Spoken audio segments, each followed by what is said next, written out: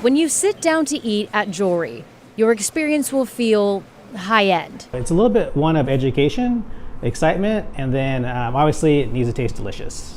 Located inside the Allison Inn, where rooms are around $600 a night, that's what you would expect. But what you don't know is within the kitchen, filled with the sounds of chopping, clinging, and the smell of firewood crackling, is a chef writing stories through his food about Native American culture. I like to tell the stories of tribal foods and native foods, and that's something I take a lot of pride in. Executive Chef Jack Strong has been using his hands to create food full of culture for 30 years. To be able to say that I'm one of the premier properties in the state of Oregon, and then also I'm a member of the Confederated tribes of Siletz Indians, and then also we highlight tribal foods.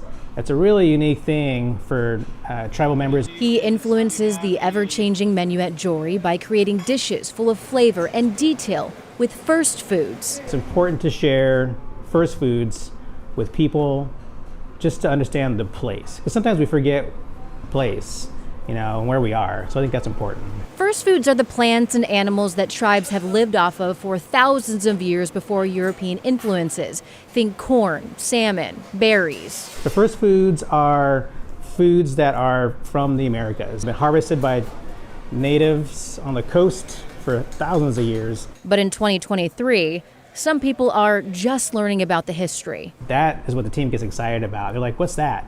Heirloom tomato water. I've never had that before. The team got excited when they saw that. So it's a little bit of, I don't know what that is, / excitement / what can we do with it? Great question. How about turn the tomato water into sorbet? Heirloom tomato sorbet that came out just like paper white, like jet white. But all of this didn't happen overnight, the elevating of tribal foods. So I grew up on the reservation, and culturally, a lot of humble foods is what I grew up with. And so to think about taking humble foods and elevating them to the level that we do today was a nuance for me at the time. We had a great bounty this year of peppers out of the garden. I've kind of grown into bringing my culture into my cuisine.